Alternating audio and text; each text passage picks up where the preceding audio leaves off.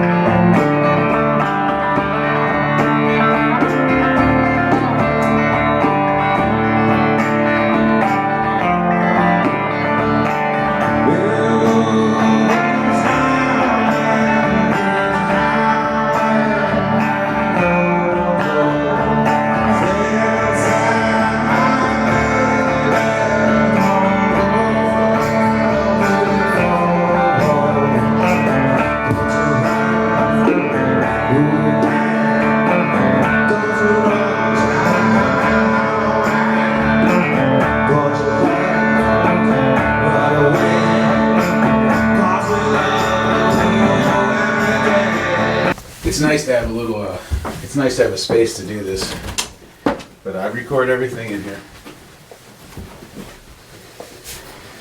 So welcome.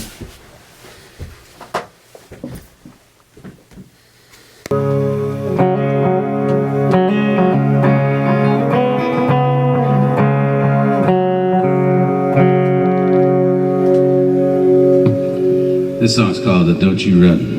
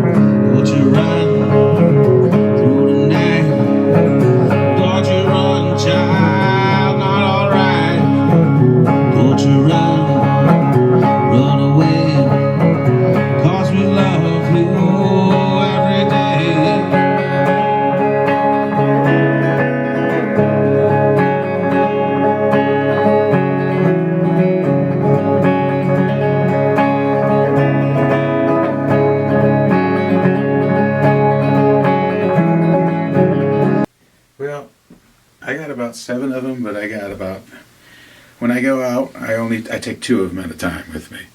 And it depends upon the place I'm playing, depends upon what I'll be taking. But technically, I like to take an electric and an acoustic with me, just in case something goes wrong with one, I have the other one. And it's usually either a lot of places that I'll be playing an acoustic guitar, or a lot of places that I could get a little louder, you know?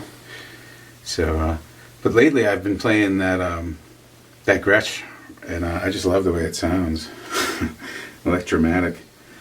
It's a good cross between this one here. You know, it just has such a, just seems to fit me pretty good. I like the sound they get off of it, but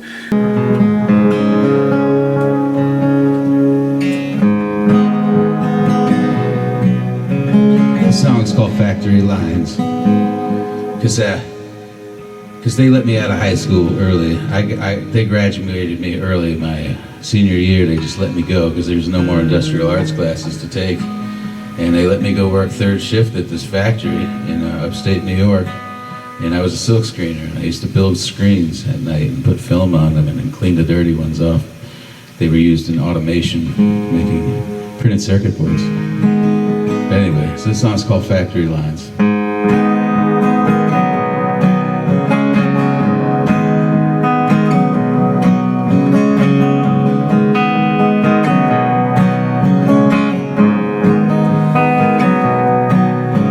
How many hours do we have in a week?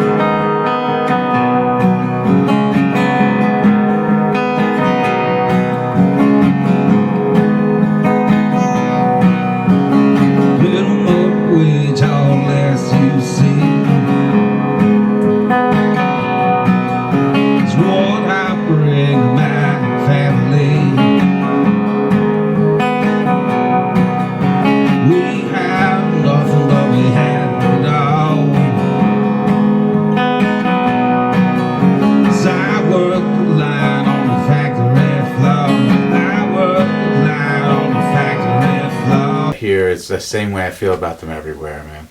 I mean, but there is that, you know, it could be, you could very easily become very, you know, paranoid about what you're doing and talk yourself out of things, and you know, and then, you know, it's a stress that, you know, people deal with every like crazy around here. You see all the problems it causes around here for people, and all because they're afraid. You know, it's that question in your head, you know, should I be doing this? You know, am I good enough to do this? Should I be doing this? I mean, yeah, you should be doing that. Why should you, you know, you can't ask that, you know, you can't, if that's how you feel, you got to do it. And you have to make it yours. You have to do it yours. You know, I as a solo guy, I can't go play, like, I'll never play at the 40 Watt and a lot of these places, man. I just won't. You know, I'm never gonna be able to afford to do that. You know, I can't pay these places what they should be getting paid for the production costs and fill the place and make money. It's never gonna happen. Maybe that'd be great, but and I can't see it happening. But I found places that I can go play that actually, you know, a band can't go there and make any money, but one guy who can do what I do and set it up by yourself and live off of peanut butter and jelly for 30 days, and you could do it. And that's you know, that's what it takes. But who wants to do that? You know, everybody wants to be in some type of fancy cab. Nobody wants to drive. Everybody wants to get wasted every night. You know, and it's not how I'm going to run a business, you know. And I don't want to say it's a business, but it's what I do for a living, and I'm not going to treat it like a party, you know. I like to have fun, but you got to be serious about it. And, you know, when I was 20-something, I could have never done this. I probably would not be alive. If I was going to all the places I was going when I was young, I think I would have a really hard time doing this, because I was a maniac when I was young. So I'm glad that I'm a little older and I get to mellow out, or else I wouldn't be able to do this. But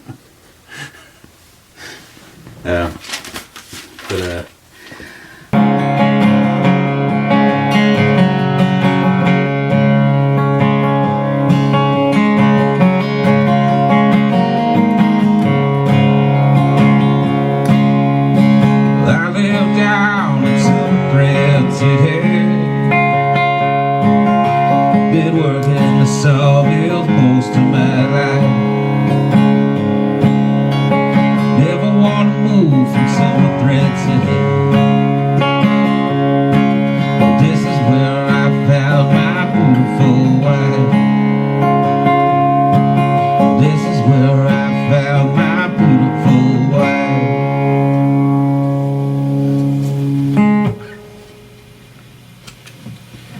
So, I wrote that song about 4 years ago. We were on a trip out west, and I recorded that one with I had a good friend.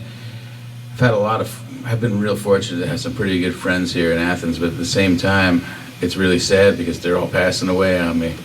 And my good friend Newt Carter was able to give me some time at Studio 1093 and recorded me and doing that song. And he ended up taking off all the guitar and just taking my voice, and he sat there on that grand piano in there and added some beautiful piano. And then he also let Cody Stalvey put some piano on that too. And it's a really cool version, and the only way you can hear it is on my website. But check it out. You can hear all my music actually for free off of my website. I used to play the trumpet, and I played, actually I still play the trumpet, but not much anymore. I was in 3rd grade, and I actually started off, I was in trumpet and I was in the chorus when I was really young. And you know, back when my parents used to drag me to the church, I used to sing in the choir actually as well. So I was a choir boy for a while, and I liked to sing.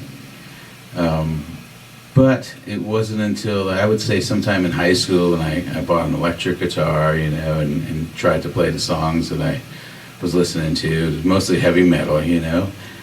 And we had a little garage band back then, It wasn't much, I don't think I really started singing with a guitar in hand till after I was out of the Marine Corps, I was in my early 20s, so I was like 23, 24. I started, had a friend that played guitar, and thought I'd give it a shot, and then he taught me a few chords, and before you know it, I'm playing, all the cowboy chords, and all the Grateful Dead songs in some bar in upstate New York. Like everybody else does that should do it.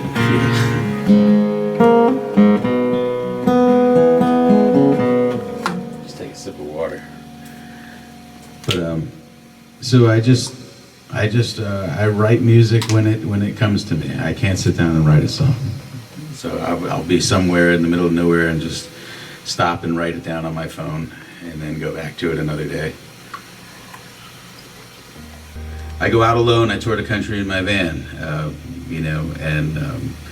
I camp at all kinds of places. And there's one place I was camping. I woke up in the morning, and right across from where I was, there was a row of headstones. It was a little graveyard, and it was the Allen family all lined up. And the marker right in front of me said Emily J. Allen, 1849 to 1929. And I just wrote this song. I sat down, I says, what a cool thing, the whole family right here, I'm gonna write this little tune. And it was in a little place just west of St. Louis. And they have these chalk mines there, these big monster chalk mines. These really cool looking tunnels. And there's also this really scary prison. And then there's, boom, the graveyard right next to the campground. So the song's called Emily J. Allen.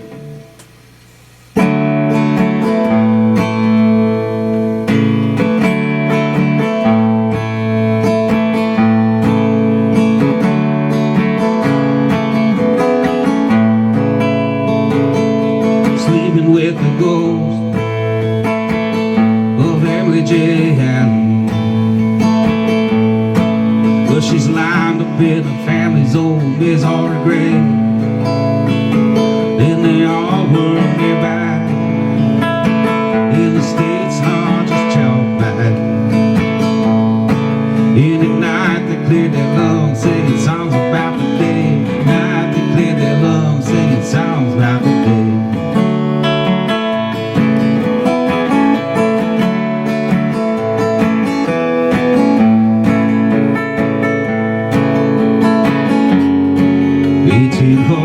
When they came to East Missouri, well, her daddy built a house and began to build a name.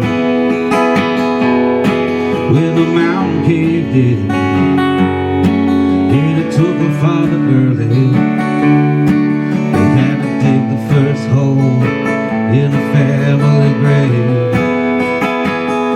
Sleeping with the ghost of Emily J. Allen. Well, she's lined up in the family's old Missouri grave, and they all work nearby in the state's largest chalk mine. And at night they clear their lungs singing songs about the day. At night they clear their lungs singing songs about the day.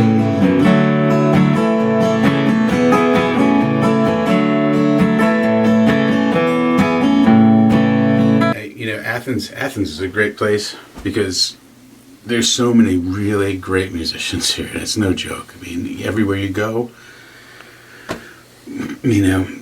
there's great musicians, man. And I learned from a lot of people how they set things up, how they play live, how to interact together.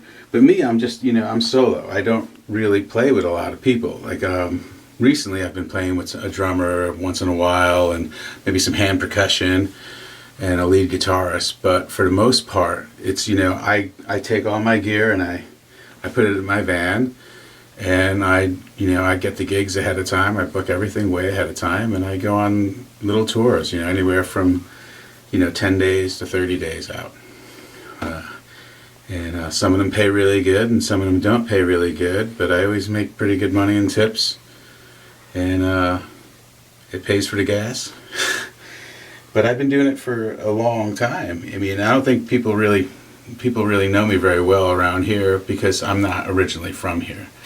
You know, I'm from up north. I lived in Baltimore for 15 years, and before that I was from upstate New York. But I've been playing out since about 2000. I would get off work and go play out. And I just fell in love with Athens. I came to visit and I fell in love with it. There are so many great venues that, you know, that they let people play at. I mean, how many people have a draw in this town, you know, and how many places let these bands come in and play? It's great that you get a chance to sit on a big stage and play through a bigger rig than you would if you were just practicing in your practice room.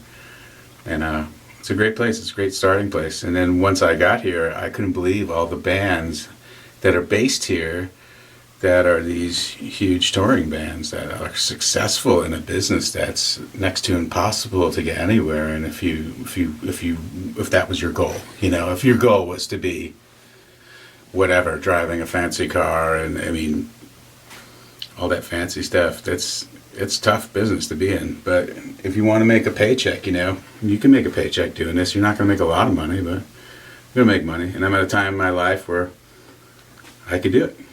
So I'm totally grateful to be here. Made it through the war we fought, won back in Vietnam, couldn't afford a hideout in a school, fixing cars to make it through, well it didn't fix the holes in my shoes. The kids were happy with the little that they had, so I guess I'll have to work a little more. Guess I'm gonna die out here in the cold.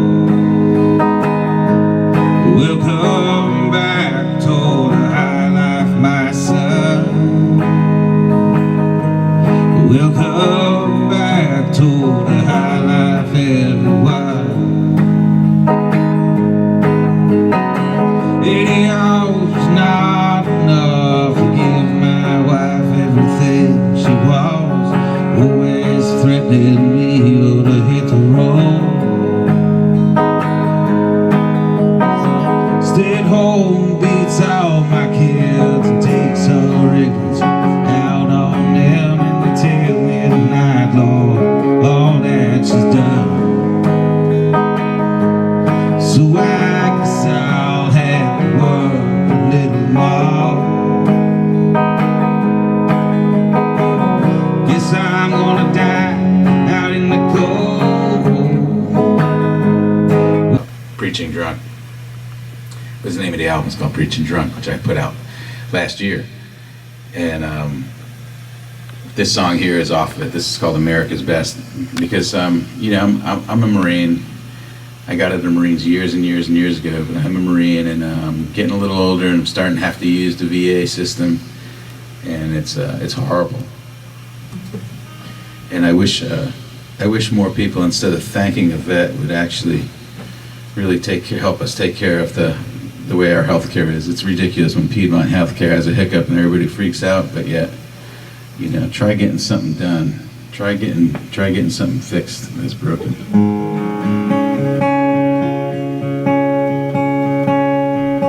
The song's called America's Best, and it goes out to everybody and anybody out there who's a veteran and is struggling. And there are people who care. Give me a call, drop me an email.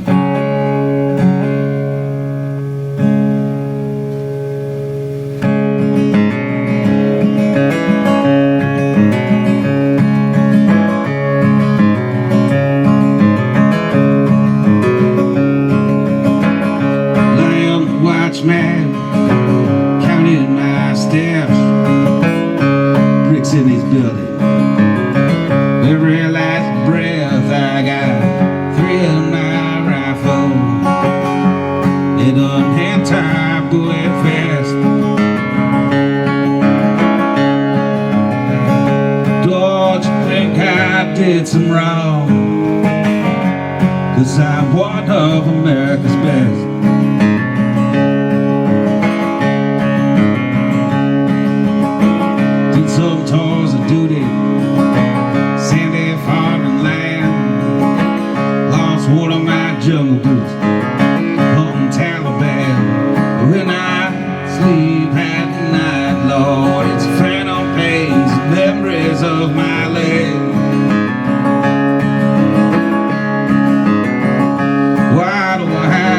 feel so wrong.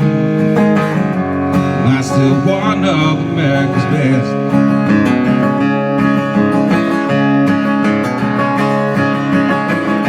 Years gone by now, married, raising kids, sweeping floors for rich folk, high on prescription meds. No, I'm a hard-working veteran. You don't see the war in my head. Just a problem for someone else to handle. To get out one of America's best.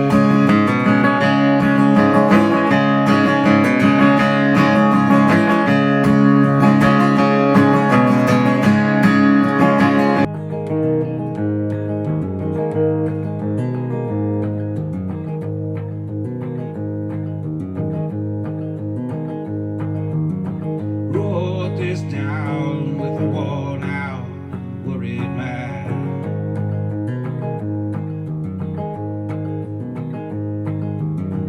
Back is broken and I don't